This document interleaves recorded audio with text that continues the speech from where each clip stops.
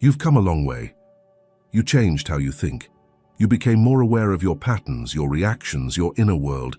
And yet, if you're honest, something feels unfinished, as if life moved, but then stopped short. Not broken, just paused, like a process that reached most of the way and stalled right before completion. Here's the strange part. It doesn't feel like failure. It feels like being almost there. And no one ever asks you this question, even though it changes everything. What if nothing is missing? And nothing went wrong? What if the reason your reality hasn't fully shifted isn't lack of effort, discipline, or awareness, but something small, invisible, that you've been doing every single day without realizing it? Stay with that question for a moment, because the answer doesn't ask you to add anything. It asks you to notice where things quietly stopped moving. There's a moment that happens quietly, almost politely, in the journey of anyone who begins to wake up. At first, observation feels like freedom. You notice your thoughts instead of drowning in them. You catch emotional reactions before they run the show. You pause, you breathe. You feel more spacious inside. And because this brings relief, because it works, something subtle slips in. You start to watch yourself more often, then more carefully, then more seriously. Without realizing it, observation slowly shifts its tone. What was once curiosity becomes supervision. What was once openness becomes monitoring. You're no longer just aware of what arises inside you. You're checking it, measuring it, asking silently, is this the right thought? Is this aligned? Am I doing this correctly? This is the silent mistake almost every seeker makes. Observation turns into control. Not control in the obvious sense of forcing or suppressing, but in a refined, almost spiritualized way. You don't tell yourself, I must control reality. You tell yourself, I'm just being conscious. Yet beneath that, there's tension. A subtle effort to keep things in a certain state. A background intention to maintain calm, clarity, progress. And here's the paradox. The moment observation carries an agenda, it stops being observation. True observation is neutral. It has no preference for what should appear next. It doesn't lean forward. It doesn't brace itself. It simply allows what is already happening to be seen clearly. But when observation is mixed with the desire to improve, optimize, or stabilize, it tightens. It starts interfering. Many people don't notice this shift because it feels responsible. It feels mature. It feels like growth.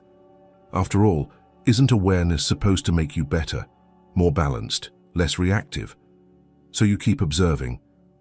But now you're observing with a quiet hope attached, a hope that this awareness will finally lock things into place, that if you stay conscious enough, the anxiety won't return, the confusion won't come back, the old patterns won't resurface. And when they do resurface, because they always do, something else happens. You observe them faster, sharper, with less patience. Why is this still here? I thought I had moved past this. I've done the work. This is where control fully replaces observation, even if the language remains spiritual. You're no longer witnessing the mind, you're managing it. You're trying to keep reality from misbehaving. The problem is not that you're doing something wrong. The problem is that you're doing something extra. Reality doesn't respond well to being managed from the inside. Consciousness, when left alone, unfolds naturally. But when watched with expectation, it contracts. It becomes self-conscious, heavy, slow. Think about how different it feels to be looked at by someone who is simply present versus someone who is evaluating you. Even if they say nothing, you feel it. Your body changes, your breath adjusts. You're no longer free to be spontaneous. Your inner world reacts the same way. When awareness is soft, thoughts move freely and often dissolve on their own. When awareness is tense, thoughts become defensive. They repeat, they resist, they linger longer than before. This is why so many people reach a point where they feel stuck, even though they are more conscious than they've ever been. They are observing constantly, but the observation has lost its innocence. It's no longer a window. It's a spotlight. And a spotlight creates pressure. The most ironic part is that this mistake usually comes from sincerity, from wanting to live truthfully, from wanting to stay awake. But wakefulness isn't something you hold on to. The moment you try to hold it, You turn it into an object, something fragile, something that can be lost. So you guard it. You check yourself throughout the day. You scan your reactions. You monitor your tone, your thoughts, your emotions. You become very good at noticing subtle shifts inside you, but not at letting them pass. And slowly, almost imperceptibly, life begins to feel less fluid. This is the stage where people say, "I'm aware, but nothing is moving anymore." Or, "I feel like I understand so much, yet my outer life isn't reflecting it." Or, "I'm doing all the right things, but something feels blocked." What's blocked isn't reality. It's spontaneity. Observation was never meant to be a guard standing at the gate of your experience. It was meant to be the open sky in which everything passes. The mistake is not observing too much. It's observing with a clenched hand instead of an open one.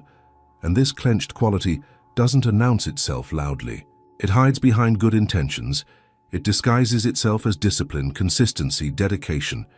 That's why almost everyone falls into it at some point. But there's a cost. The more observation becomes control, the more effort sneaks into places where effort was never required. And effort, even subtle effort, introduces resistance. Not immediately, not dramatically, but enough to slow the natural unfolding of change. This is where the next confusion begins to form, because from here many people respond in the only way they know, by trying harder, by refining techniques, by increasing focus, by adding more intention. And that's when the strange feeling appears, the sense that the more you try to change, the less things actually change. There's a moment when effort starts to feel logical. You notice something isn't moving, so you lean in. You focus more. You apply what you've learned with greater precision. From the outside, it looks like commitment. From the inside, it feels like tightening a grip. At first, effort seems to help.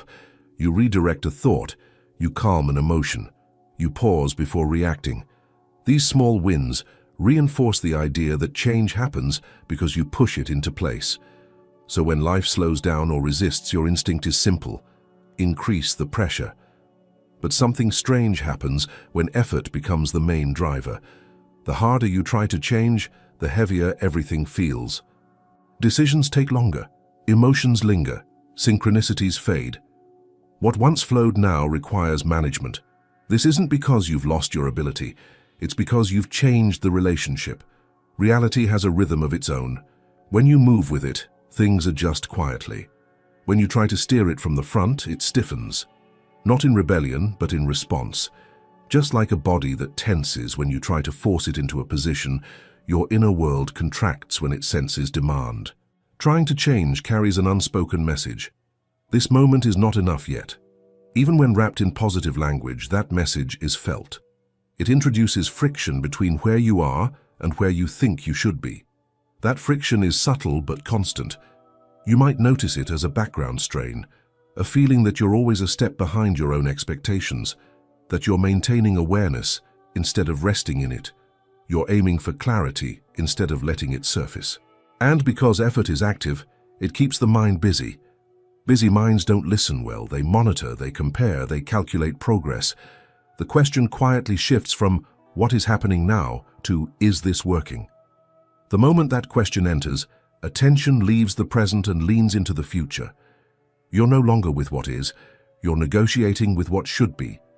Change, ironically, needs the opposite. It requires presence without bargaining. Many people confuse effort with responsibility. They believe that if they stop trying, things will fall apart, that without constant attention, old patterns will take over. So they keep pushing, even when pushing is what's exhausting them. This is where intention becomes tension. Intention, when clear and light, sets direction and then steps back. Tension stays, it watches, it checks, it hovers, and hovering interrupts natural movement. Imagine trying to fall asleep while monitoring how relaxed you are. The effort to relax becomes the very thing that keeps you awake. The same dynamic applies to inner change. When you try to change a thought, you keep it alive. When you try to dissolve an emotion, you give it a central role. When you try to maintain a state, you turn it into a task. Tasks demand energy. States emerge when energy is allowed to settle. The more you try, the more you signal that something is missing. And whatever is treated as missing becomes the focus. Not because reality is stubborn, but because attention amplifies what it leans toward. This is why some of the most frustrating plateaus happen right after genuine progress. You've seen that awareness works. You've tasted clarity. You've felt shifts. So you try to recreate them. You remember how it felt and aim for that feeling again. But what you're aiming at is a memory. Life doesn't repeat states on command. It responds to presence. The moment you try to reproduce a result, you move out of the conditions that created it. You turn a living process into a technique. That's when things begin to feel mechanical. You meditate, but watch the clock inside. You observe your thoughts, but wait for silence. You act calmly, but hope it leads somewhere. Every action carries a quiet expectation, and expectation narrows perception.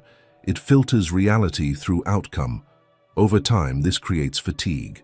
Not physical tiredness, but a subtle weariness of always trying to get somewhere else. You might even start questioning yourself. Why isn't this working anymore? Am I missing something? Do I need to go deeper? The truth is simpler and harder to accept. Nothing is wrong.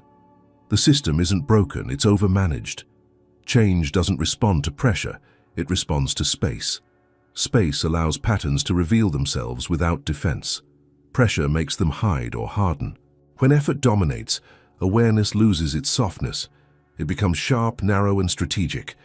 And strategy belongs to the mind that wants control. This doesn't mean you stop caring, it means you stop interfering. There's a difference between showing up and steering, between attention and manipulation, between allowing and insisting. The frustration you feel when nothing changes is not a sign that you need more effort. It's a signal that effort has crossed into interference. That awareness has been tasked with producing results instead of witnessing reality.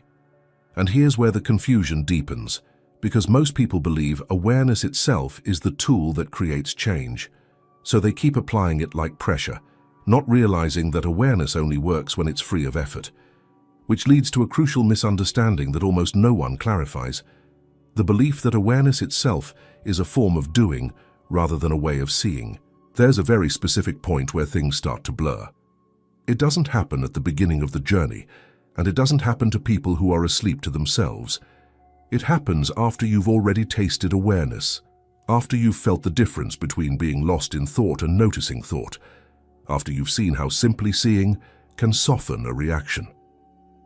At that point, awareness feels powerful, and that's where the confusion begins. Because once awareness seems to do something, the mind quietly claims it as a tool, something you can apply, something you can use to fix, adjust, or optimize your inner state. Awareness stops being a field you rest in and becomes an action you perform. You don't say, "I'm forcing awareness." You say, "I'm being mindful." But inside, there's movement, a reaching, a subtle leaning toward a preferred outcome. Calm instead of restlessness, clarity instead of uncertainty, flow instead of friction. That leaning is effort. Most people assume effort always feels heavy, obvious, or strained, but the effort mixed with awareness is refined, polite, almost invisible. It feels like attentiveness, like responsibility, like care. And because it's quiet, it often goes unquestioned. You might notice it as a constant internal adjustment, a small correction whenever a thought appears, a gentle nudge away from discomfort, a background intention to stay present, to stay aligned, to stay awake. But awareness doesn't stay awake by trying. The moment awareness is something you do, it is no longer awareness. It's attention guided by preference. It's perception shaped by desire. And desire, even subtle, bends what is seen. This is why so many people say, "I'm aware, but I still feel effort," or "I'm present, but it's tiring." True awareness doesn't tire you. What tires you is the effort layered on top of it. Awareness itself is effortless. It's already happening.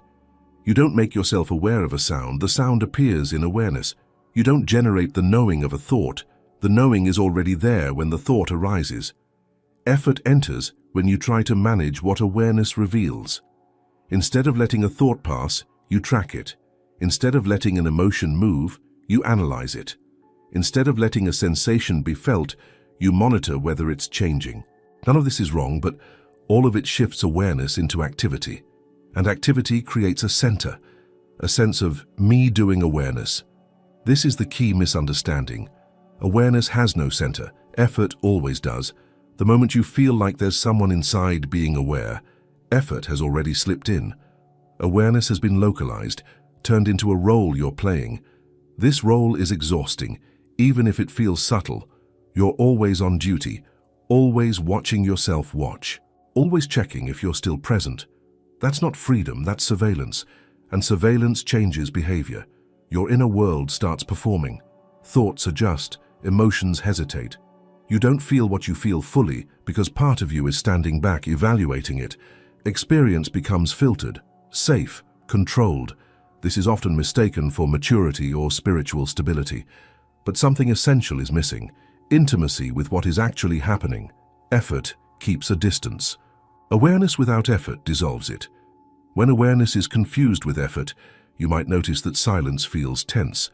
Stillness feels fragile, as if one wrong thought could break it. You hold calm instead of resting in it. You maintain presence instead of allowing it. And because you're maintaining, there's fear underneath. The fear of slipping, the fear of losing clarity, the fear that without effort, you'll fall back into old patterns. So you keep applying awareness like pressure, even when nothing seems wrong. Especially when nothing seems wrong. This is the point where awareness turns against itself. It starts blocking the very intelligence it once revealed, not dramatically, but gradually. Change slows, insights repeat. Life feels flatter, more controlled, less surprising. You may even start to notice a strange contradiction. The more conscious you are, the less alive things feel. That's not because awareness reduces life.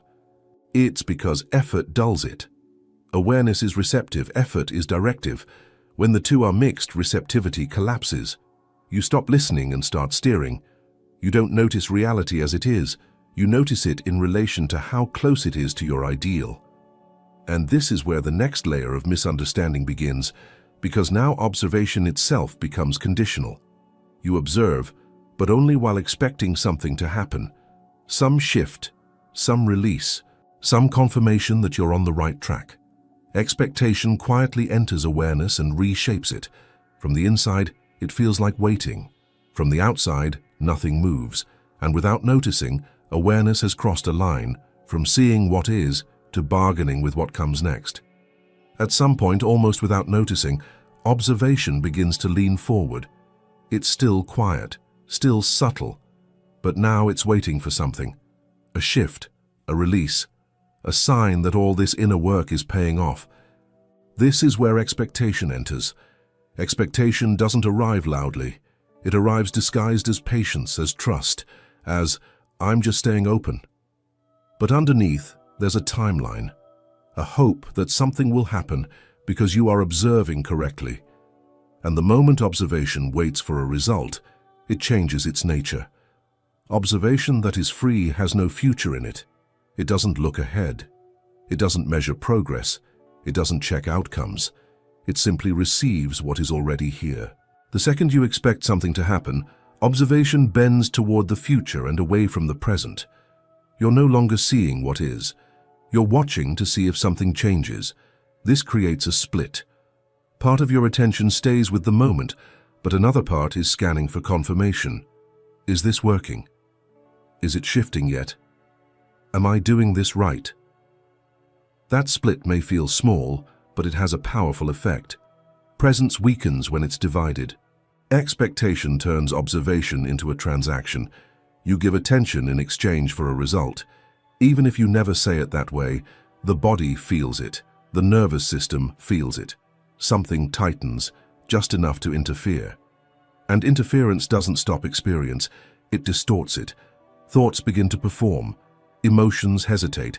Sensations become louder or duller than they would be naturally. Not because anything is wrong, but because experience senses it's being watched for a reason. You've probably felt this in everyday life. When someone listens to you just to respond, you feel rushed. When someone listens to fix you, you feel reduced. When someone listens without agenda, you relax. You open. You say things you didn't know you were carrying. Your inner world responds the same way. When you observe with expectation, You're listening to yourself in order to get somewhere. So your inner experience stops speaking freely. It becomes strategic, guarded, repetitive. This is why people often say, "I'm observing, but I feel stuck." The observation isn't wrong, it's loaded. It's carrying a demand, and whatever carries demand invites resistance. Expectation also anchors identity. There's a quiet I behind it, the one who expects improvement, the one who wants confirmation of progress, the one who is waiting to arrive somewhere else. As long as that I is waiting, reality is subtly positioned as incomplete. You might not think this consciously, but the feeling is there. A sense that this moment is a step, not a place. A means, not an end. And when the present is treated as a means, it stops revealing itself fully. Life opens in the present, not in the result. Expectation narrows perception. You begin to notice only what supports the outcome you're hoping for, or what seems to block it. Everything else fades into the background. The richness of ordinary experience gets lost. Breath becomes something to calm you. Sensation becomes something to release. Awareness becomes something to achieve. This is the danger. Because observation was never meant to produce a state. It was meant to reveal truth. And truth often doesn't match expectations. It's messier, slower, less dramatic, but far more alive. When expectation leads, disappointment follows. Maybe not immediately, but eventually. You'll notice moments where nothing seems to happen and frustration creeps in, or doubt, or self-judgment. Why isn't this working for me? What am I missing? Those questions pull you further from observation and deeper into strategy. And strategy reinforces the idea that something needs to be fixed. This is how awareness turns into a subtle negotiation with the future. You observe now so that something will be different later. You stay present in order to arrive somewhere else. And while that seems harmless, it carries a cost. The cost is trust. Trust in the intelligence of the process. Trust that awareness, when unburdened, reorganizes things on its own. Trust that you don't need to supervise every shift. When expectation drops in, trust steps out. You may notice that even moments of peace feel temporary now, fragile, as if they need to be held or extended. And when they fade, as all states do, there's a sense of loss. You try to return to them, recreate them. That effort brings you further from the ease you're seeking. Expectation also creates time, past successes, future hopes, comparisons, measurement. Awareness doesn't operate in time. It reveals what is timeless within time, but expectation drags it back into sequence, and once awareness is tied to time, it becomes impatient. Impatience is not loud. It's a quiet restlessness, a background sense that something should be happening by now, that you've been observing long enough, that the next layer should open. This is often the moment when reality begins to feel resistant, not because it is, but because it's being pulled forward, asked to perform on schedule.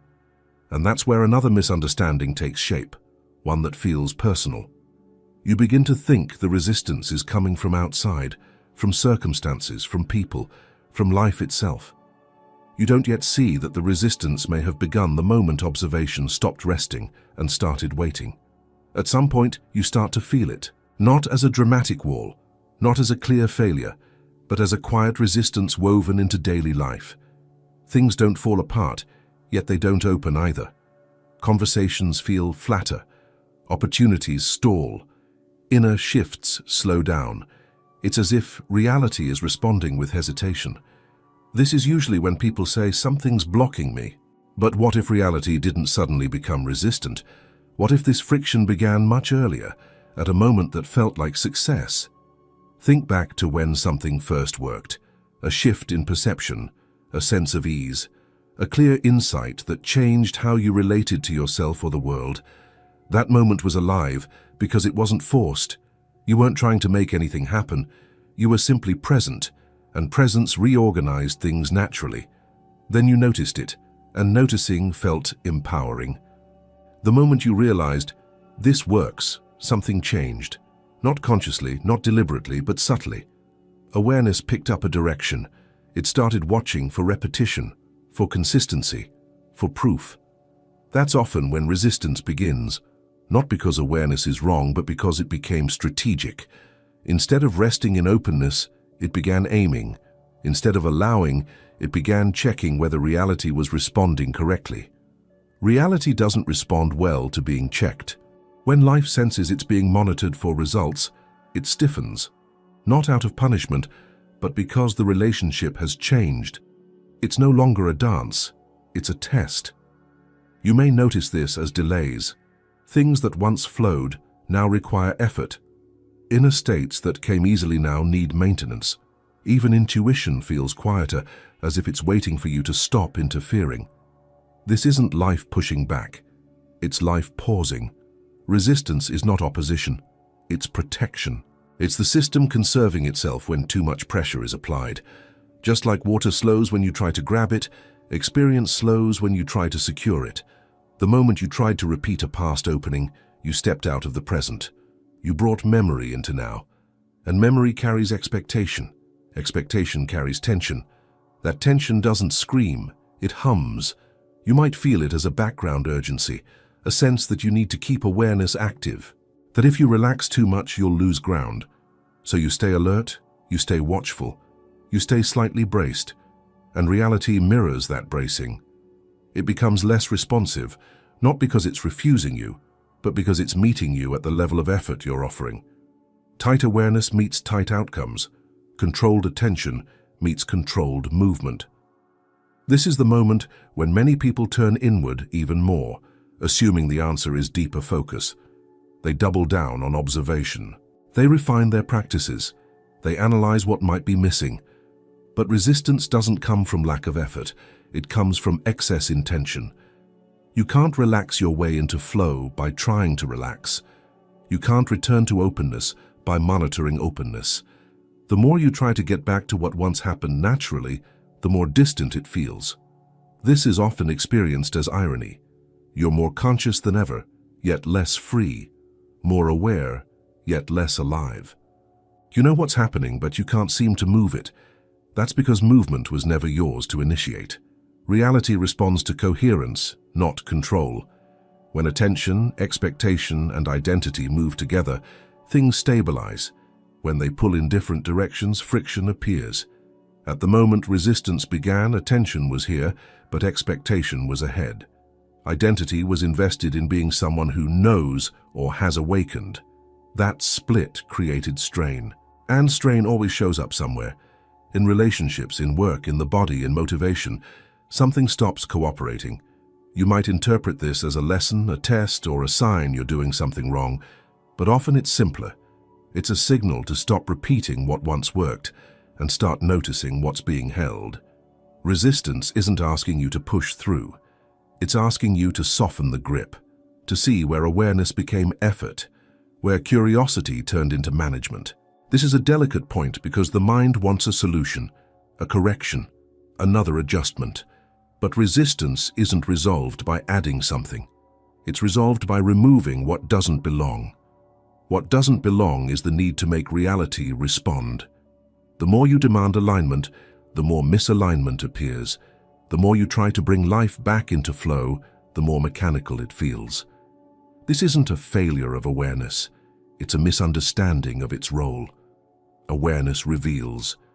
It doesn't command. When reality begins to resist, it's often because awareness has been asked to do a job it was never meant to do. And as long as that demand remains unseen, resistance will feel external, as if life itself is holding back. But there's a turning point hidden inside this friction. A quiet insight that changes the direction completely. Not by doing more, but by seeing what hasn't been released yet. Because what's keeping things stuck isn't what you failed to do. It's what you're still holding on to. There is a moment when the question quietly changes. You stop asking, "What am I missing?" and start sensing, "What am I still holding?" This shift doesn't come from effort or insight. It comes from exhaustion. From realizing that adding more awareness, more understanding, more precision isn't loosening the knot. That's where the twist lives. Nothing essential was left undone. No practice was skipped. No key insight was missed. What's slowing everything down isn't an absence, it's a presence. Something subtle that never got released because it didn't look like a problem. Most people assume letting go means dropping bad habits, negative thoughts, or emotional pain. But those are the easy things. The harder release is of what once helped you, the identities, strategies, and internal postures that carried you forward at an earlier stage, but quietly overstayed their welcome. At some point, awareness worked because it was new, fresh, unburdened. You weren't trying to be someone who is aware. You were simply noticing. But over time, that noticing became part of how you see yourself. I'm someone who observes. I'm conscious. I don't react like I used to. None of that is wrong, but none of it is free. What didn't get let go of is the need to maintain that image, to protect it, to live up to it, and that need adds weight to awareness. It turns openness into a role. You may not feel proud of this identity. You may not even like it, but it's there, a quiet sense of who you've become because of what you've seen. And as long as that identity is being carried, reality has to move around it. Letting go at this level doesn't feel like relief at first, it feels like risk. If you stop holding your understanding, who are you? If you stop managing your awareness, what happens? If you stop identifying as someone who knows, will old confusion return? So the grip stays, light, but constant. This is why so many people say, I know I should surrender, but I don't know how. The truth is, you already know how. You do it every night when you fall asleep. You do it in moments of laughter. You do it when something completely absorbs you and self-monitoring disappears. Surrender isn't an action. It's the absence of one. What wasn't let go of is the inner posture of readiness, the subtle leaning forward, the sense that you need to stay aware so something doesn't go wrong. That posture was useful once. It helped you interrupt old patterns, it gave you space, but now it's the very thing that keeps you from moving further. This is difficult to see because it doesn't feel like tension. It feels like responsibility, like care, like maturity. But underneath it's still control. Not aggressive control, but careful control. And careful control is still interference. Reality doesn't need you to supervise its unfolding. Consciousness doesn't need you to guard it. The system is already self-correcting when left alone. What didn't get released is the belief that awareness must be active to be effective. This belief hides deep. It sounds reasonable. If you're not paying attention, you'll slip. If you're not conscious, you'll repeat old mistakes. But awareness doesn't disappear when effort stops. Only the manager disappears, and that manager is tired. Letting go here means allowing moments of not knowing without immediately filling the space, allowing emotions to pass without interpreting them, allowing awareness to be wide and quiet instead of sharp and focused. It also means letting go of the timeline, of the idea that you should be further by now, that the next shift should have already happened, that you're behind some invisible schedule. That timeline was never real. It was inherited from the mind's need for progress. When you drop the timeline, pressure softens. When pressure softens, resistance dissolves. Not because you did something right, but because you stopped doing what was unnecessary. This is why the missing piece doesn't feel like learning. It feels like unlearning. Not erasing insight, but loosening your grip on it, letting it breathe. You don't abandon awareness, you stop carrying it. And the moment you stop carrying it, something else becomes visible.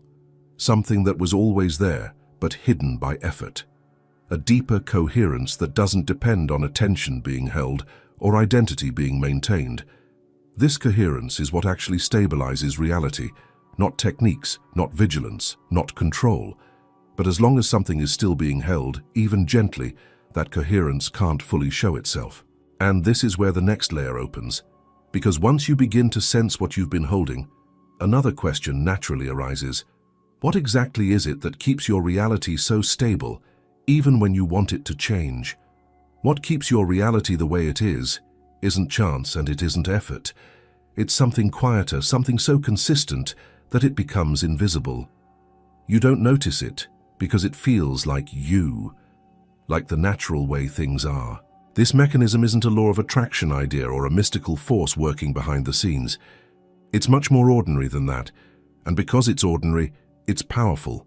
Your reality stays stable because three things are moving together: where your attention rests, what you expect, even silently, who you believe you are in relation to what you're seeing. Most people try to change one of these without touching the others. They shift attention but keep the same expectations. Or they change expectations but protect the same identity. When these elements don't move together, reality doesn't reorganize. It compensates. Think about attention first. Attention is not just what you look at, but how you look. You can look softly or sharply, openly or selectively. When attention is consistently placed in the same areas, same thoughts, same concerns, same internal checks, it reinforces familiar pathways. Even awareness, when aimed in the same direction every day, becomes a stabilizer rather than a disruptor. Expectation works underneath attention like a current. You may not articulate it, but it's there. A sense of what should happen next, how long things should take, what change should look like. Expectation tells reality how to respond to your attention. If expectation stays the same, attention simply polishes the existing structure. Then there's identity. Identity isn't just your name or story. It's the felt sense of who is here having the experience, the one who observes, the one who understands, the one who has progressed this far. Identity sets the boundaries of what feels possible and what feels like too much or not me. When attention, expectation, and identity line up, reality stabilizes. Not because it's locked, but because it's coherent. Everything agrees. This coherence is not good or bad. It's efficient. It conserves energy. It maintains continuity, and it will continue doing so until something genuinely shifts. Here's the part that surprises most people. Awareness alone doesn't break coherence. It often strengthens it. If awareness is filtered through the same identity and aimed toward the same expectations, it simply makes the pattern more conscious, not more flexible. You see the loop more clearly, but you're still inside it. That's why you can feel very aware and very stuck at the same time. The invisible mechanism sustaining your current reality is not resistance, it's agreement. A quiet agreement between how you attend, what you anticipate, and who you take yourself to be. This agreement isn't verbal, it's somatic. You feel it as familiarity, as this is how things are. Even when you want change, part of you recognizes this reality as home, and the nervous system loves home. It will prioritize predictability over expansion every time. Not because it's afraid of growth, but because it's designed to keep you intact. When coherence is strong, change has to be gentle, or it will be rejected. This is why sudden breakthroughs are rare and often unstable. They disrupt coherence faster than identity can reorganize. The system snaps back. Sustainable change happens when coherence loosens, not when it's attacked. You don't loosen coherence by force. You loosen it by seeing it clearly without trying to escape it. The moment you try to break out, identity tightens, expectation sharpens, attention narrows. But when you simply notice how these three elements are already aligned, something softens. You may start to see how your attention habitually returns to certain narratives, how expectation quietly limits what you allow yourself to imagine, how identity subtly resists anything that would require a redefinition of who you are. None of this needs to be judged. Judgment only adds another layer of coherence. The power here is in recognition without agenda, because recognition introduces choice, not the kind of choice that forces change, but the kind that creates space. Space where attention can wander without needing to be productive, where expectation can pause, where identity can loosen its edges. This space is uncomfortable at first. It feels unstructured, undefined, as if something familiar is missing. That's coherence dissolving. Most people rush to fill that space. They name it, they frame it, they turn it into a new understanding. But doing that quickly rebuilds the same mechanism under a different label. The deeper shift comes when you allow the mechanism to be seen without replacing it. And that leads to a level of observation that few people are willing to stay with for long.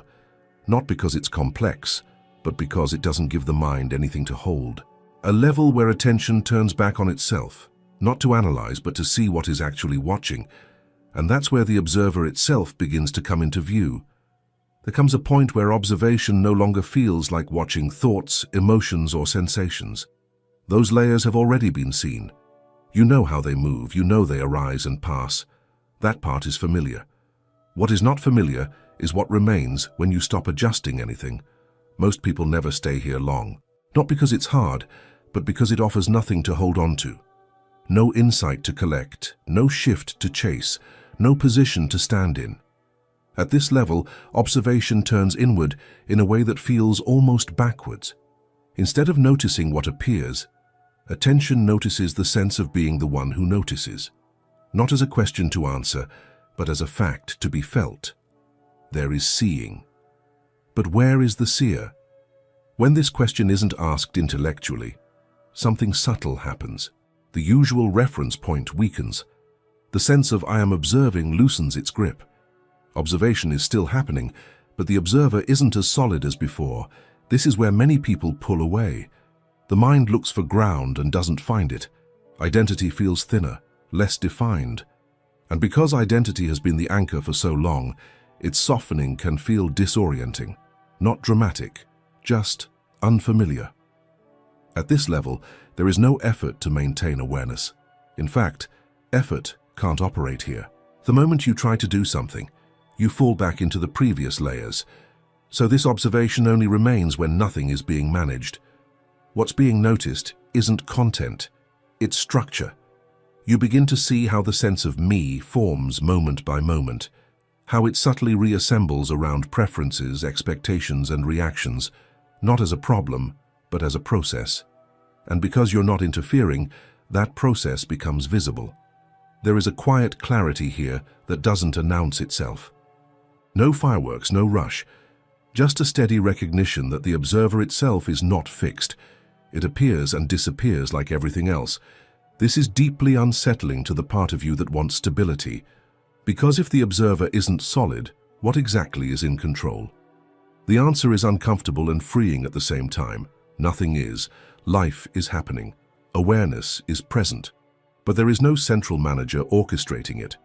That manager was a construct, assembled from habit and reinforced by effort. At this level of observation, you don't try to dissolve the observer. You simply stop protecting it. And when protection drops, something unexpected occurs. Experience becomes more intimate, not more distant. Sensations are felt directly without commentary. Thoughts pass without needing interpretation. Emotions move without being owned. There is less separation, but this closeness doesn't feel emotional or dramatic. It feels ordinary, simple, almost too simple to be meaningful. That's why it's often overlooked. The mind wants significance. It wants markers. It wants to know that something important is happening. But here, importance dissolves. There's nothing to measure progress against, nothing to compare. You're not doing observation anymore. Observation is simply what is happening. This is the level almost no one reaches because it doesn't reward the self. It doesn't confirm growth. It doesn't strengthen identity. In fact, it does the opposite. It quietly undermines the sense of being someone who is aware, and for many seekers that feels like loss. If there's no observer to stand behind, who benefits from awareness? Who progresses? Who arrives? These questions don't get answered here, they fall away. What remains is a kind of neutrality that is alive, not dull, open, but not empty, responsive, but not reactive. Things still happen, choices are still made, but they arise without the same sense of ownership. This is where effort truly ends, not because you decided to stop trying, but because there's no one left to try.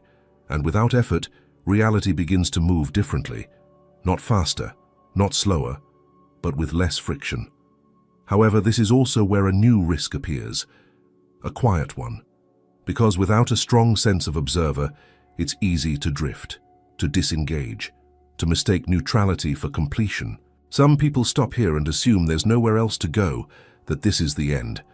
But stopping here creates its own kind of stall, not a return to effort, but a subtle hovering, a refusal to fully re-enter life without an identity to lean on. This is where many people get stranded, aware enough to see through old patterns but not surrendered enough to move forward without them. And that's why this level, as subtle and clear as it is, carries a hidden danger, one that shows up not as pain but as stagnation. The risk doesn't announce itself as failure. It doesn't feel like going backward or losing awareness. In fact, it often feels like stability, like having arrived somewhere that is quiet, neutral, and manageable. This is why stopping here is so tempting. At this point, you're no longer caught in obvious patterns. You don't react the way you used to. You see through mental stories quickly. You're less attached, less dramatic, less identified. From the outside, it looks like peace. But something is missing, and it's subtle enough to be ignored for a long time. Life begins to feel muted, not painful, not chaotic, just flatter. There's less friction, but also less aliveness, less surprise. You're not struggling, but you're not fully moving either. Days pass smoothly, yet without depth. This is the real risk of stopping at this stage, confusing neutrality with completion. At 84%, the observer has loosened, but it hasn't dissolved. Identity is thinner, but still present enough to hover. There's a sense of being beyond certain things, yet not fully inside life again. You're no longer resisting experience, but you're not fully meeting it either. This creates a quiet limbo. In this limbo, awareness is wide but distant. You see emotions arise, but you don't quite enter them. You notice joy, but it doesn't fully land. Pain shows up, but it feels abstract, like it belongs to someone else. This detachment can feel safe. After all the intensity of earlier stages, safety feels like relief. But safety without intimacy slowly turns into disconnection. The danger here isn't doing something wrong. It's stopping too soon because nothing feels urgent anymore. Growth doesn't push you at this point. There's no suffering to force movement, no crisis to demand attention, just a soft plateau that feels acceptable. And because it's acceptable, it can last for years. People at this stage often say, "I'm fine where I am," and they are, but fine isn't the same as fully alive. It's a holding pattern. What's really happening is that identity has found a new place to rest, not in roles or stories, but in distance itself. The identity now is, I am the one who sees. Or even more subtly, I am not caught anymore. This identity doesn't feel heavy. It feels light. That's why it's so hard to detect. But it still separates. It separates awareness from experience, observer from life, knowing from living. At this point, the system is incredibly stable. There's little inner conflict, few dramatic swings. Everything seems balanced. And balance, when it's maintained by distance, resists change. This is why reality may stop evolving externally as well, not in obvious ways, but in meaningful ones. Relationships don't deepen, creativity doesn't surge, purpose doesn't sharpen, things stay good enough. The real risk isn't stagnation as boredom, it's stagnation as comfort, and comfort rarely invites surrender. To move beyond this point, something has to be released that feels like a loss, not of suffering, but of control through distance, of safety through detachment. Most people don't want to give that up. They worked hard to get here. They've earned this calm. Letting go of it feels unnecessary, even reckless. So they stay. They live as observers of their own lives, rather than participants. Present but buffered, aware but not fully available. This is the cost of stopping at 84%. You don't fall back asleep. You don't suffer. You simply stop unfolding. And because there's no pain, there's no motivation to question it. Until something feels hollow, maybe not today, maybe not tomorrow, but eventually a quiet question surfaces. Is this all? Not in despair, but in curiosity. A sense that something deeper wants to move, but doesn't know how to without risking the calm that's been built. This is where many people turn awareness back into analysis. They study this plateau. They name it. They try to understand it. But understanding won't move you past it. What's required next isn't more clarity, it's courage. The courage to let go of distance, to re-enter life without the shield of being above it. This is where the final adjustment begins to reveal itself. Not as a big action, but as a small, almost counterintuitive shift. One that doesn't ask you to do more, but to stop interfering with something that's already trying to complete itself. What unlocks the final part of the process isn't dramatic. It doesn't feel like a breakthrough or a revelation. In fact, it often feels like doing less than you've ever done before. That's why it's missed. The adjustment is simple, but it goes against everything you've learned so far. You stop interfering, not by deciding to stop, and not by creating a new rule. You stop because you finally see where interference has been hiding. In the way you hover over experience, in the way you keep a small distance, just in case. In the way you stay aware instead of allowing yourself to be fully inside what's happening. The final 16% doesn't respond to effort, because effort was never the engine. It responds to trust. Trust that awareness doesn't need supervision. Trust that life knows how to move without your constant input. Trust that nothing essential will be lost if you stop managing your inner state. This trust isn't an idea. It's felt in the body as a softening, a release of that last brace you didn't know you were holding. You might notice it in very ordinary moments. A conversation where you don't stay slightly outside yourself, an emotion you allow to be felt all the way through without labeling it, a decision you make without checking if it's aligned or conscious enough. These moments don't feel spiritual, they feel human, and that's the key.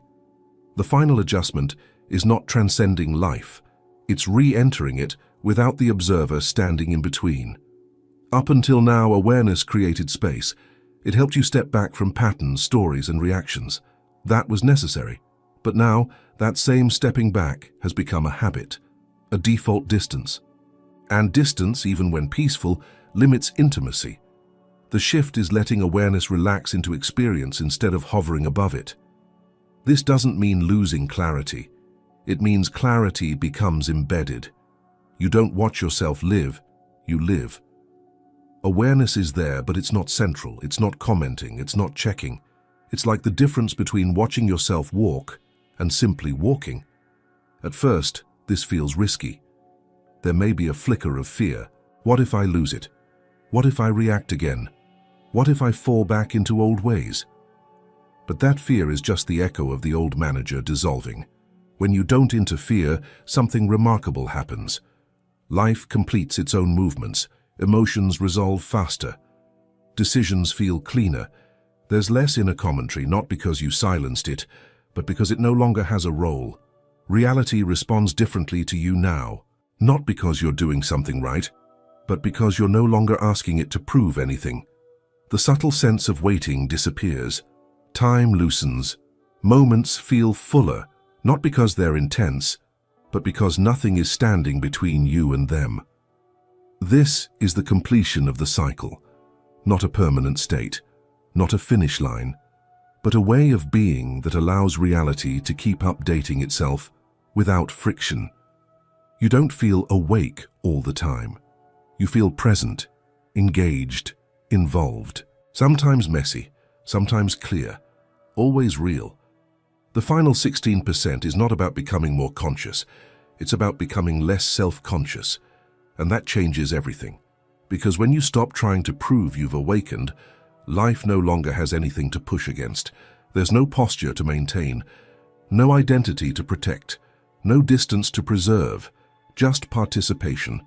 This adjustment doesn't announce itself. You might even doubt that anything changed. But over time, you'll notice something unmistakable. Things start moving again. Not because you made them move, but because you got out of the way. And once movement returns, another question quietly follows. One that doesn't demand an answer, but lingers gently in the background. What if the next step was never about seeing more, but about holding on to less? When you finally let go, nothing magical appears. There's no explosion of insight, no permanent state to hold on to. What happens is quieter than that. Reality finishes what it was already doing. The cycle completes not because you forced it, but because you stopped interrupting it. Effort steps aside. Control loosens. And life, which never stopped moving, resumes its natural rhythm. Thoughts still come, emotions still rise, decisions still matter, but they're no longer filtered through the need to prove anything. The last shift was never about becoming more aware. It was about releasing the identity that needed awareness to mean something. When that falls away, experience becomes direct again. Simple, honest, alive. And the question that stays with you isn't dramatic. It's gentle, but persistent. What if the next leap doesn't require more awareness, but less attachment to who you think you've become? If you made it to the end, write this sentence in the comments. I stopped interfering. Toasani, and if this resonated with you, watch one of the videos appearing on the screen now. If you want more content like this, that's where the next layer continues.